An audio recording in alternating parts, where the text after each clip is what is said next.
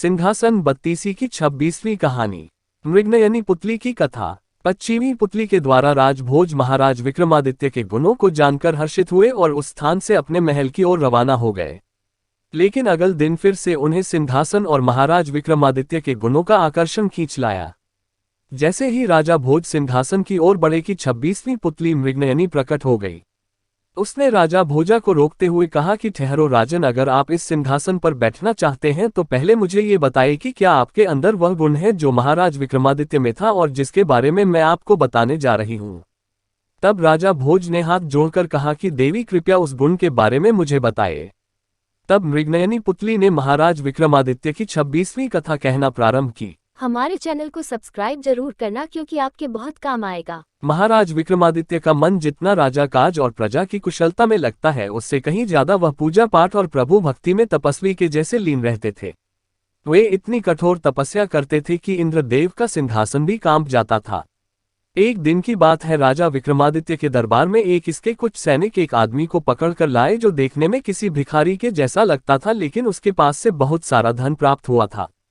किसी भिखारी जैसे व्यक्ति के पास इतना धन कैसे आया, ये सोचकर ही उसे सैनिकों से जंगल से संदिग्ध अवस्था में गिरफ्तार किया था। महाराज ने जब उस व्यक्ति से धन के बारे में पूछा तो उसने कहा कि वह एक सेठ के यहाँ पर कार्य करता है और सेठ के पत्नी के साथ उसके अनैतिक संबंध हैं। उसने ही यह धन दिया था और कहा था कि जंगल में रुककर मेरा इंतजार करना, मैं सेठ को मारकर जल्दी ही तुम्हारे पास आ जाऊंगी। राजा ने व्यक्ति की बात सुनकर सेठ के यहाँ अपने सैनिक भेजे। वहां पर सेठ की चिता पर बैठी हुए उसकी पत्नी कह रही थी कि रात में लुटेरों से उसका सारा धन लूट लिया है और उसके पति की हत्या कर दी है, इसलिए वह सती हो जाएगी। सैनिकों ने पूरा वृतांत महाराज विक्रमादित्य को सुना दिया। तब महाराज स्वयं उस व्यक्ति के साथ सेठ के घर पहुंचे। वहां सेठानी से कहा कि हमें तुम्हारी सच्चाई का पता चल गया है, तुम्हारा चरित्र अच्छा नहीं है, अब तुमको राजा द्वारा दिया जाने वाला दंड भोगना पड़ेगा। ये सुनकर सेठानी डर गई और राजा से कहा कि आप क्या मेरा चरित्र देख रहे हैं, पहले अपनी छोटी रानी का चरित्र तो देख लो। इतना कहकर वह सेठी की चिता में कूद गई और जलकर राख हो गई। इस घटना के बाद से महाराज का मन विचलित रहने लगा और वह गुप्त तरीके से छोटी रानी पर नजर रखने लगा।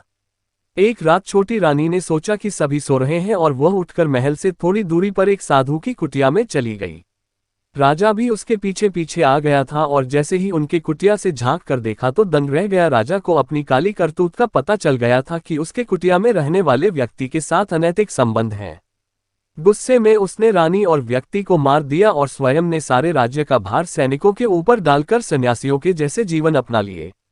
सबसे पहले वे एक समुद्र के तट पर गए और समुद्र देव की तपस्या प्रारंभ कर दी। समुद्र देव से उनसे वरदान मांगने को कहा। तब राजा ने कहा कि वे समुद्र के तट पर कुटिया बनाकर तपस्या करना चाहते हैं, कृपया आशीर्वाद प्रदान करें। समुद्र देव ने उन्हें आशीर्वाद के साथ ही एक शंख दिया और कहा कि किसी भी दैवीय मुसीबत आने पर यह शंख बजा दें, इससे मुसीबत दूर हो जाएगी। इतना कहकर समुद्र देवता गायब हो गए। इसके बाद राजा विक्रमादित्य एक कुटिया बनाकर कठोर तपस्या करने लगे। उनकी तपस्या के प्रभाव से स्वर्ग में इंद्रदेव का सिंहासन कंपायमान होने लगा। इंद्र ने घबराकर अपने सेवकों को भेजकर कहा कि जहां पर विक्रमादित्य तपस्या कर रहा है उस स्थान को पानी में डुबा दो। सेवकों ने ऐसा ही किया और विक्रमादित्य कुटिया सहित पानी में डूब गए, लेकिन समुद्र देवता के आशीर्वाद से वह पानी कुछ ही देर में सूख गया। ये देखकर इंद्र चकित रह गया और फिर उसने सैनिकों को भेजकर वहां पर आंधी तूफान के जरिए विक्रमादित्य की तपस्या भंग करने का आदेश दिया।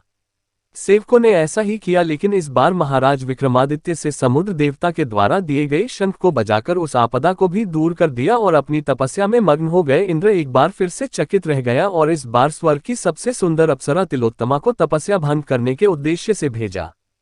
तिलोत्तमा विक्रमादित्य की साधना में नृत्य रूप और वादन के जरिए विघ्न डालने की चेष्टा करने लगी, लेकिन फिर भी विक्रमादित्य की तपस्या पर्वत के जैसे अचल रही।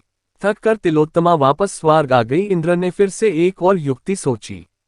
उसे पता था कि विक्रमादित्य बहुत बड़ा दानी है और अगर उससे कोई ब्राह्मण जो भी मांगता है वह उसे दे देता है। इस बार इंद्र एक ब्राह्मण रूप बनाकर विक्रमादित्य के पास पहुंचा।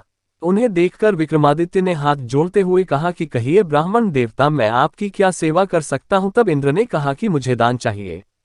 विक्रमादित्य ने कहा कि जो भी मेरे पास और आप उसमें से जो मन हो वह मांग लीजिए। तब इंद्र ने कहा कि तुम अपनी तपस्या का सारा फल मुझे दान में दे दो।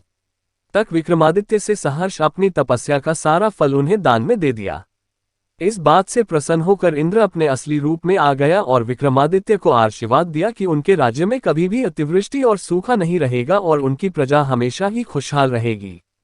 इतना कहकर इंद्र देव गायब हो जाते हैं और विक्रमादित्य भी मन की शांति पाकर अपने राज्य की ओर प्रस्थान करते हैं। राजा विक्रमादित्य के दान की बात कहकर पुलती ने राजा भोज से कहा कि कहिए राजन, क्या आपके अंदर भी ऐसी सामर्थ्य है कि आप अपना सब कुछ दान में दे दें। एक बार फिर राजा भोज निरुत्तर रह गए और पुतली अन्य पुतलियों के जैसे हवा में उड़ गई। कहानी से सीख, किसी भी परिस्थिति में हमें डरना नहीं चाहिए बल्कि उस परिस्थिति का साहस और धैर्य के साथ सामना करना चाहिए।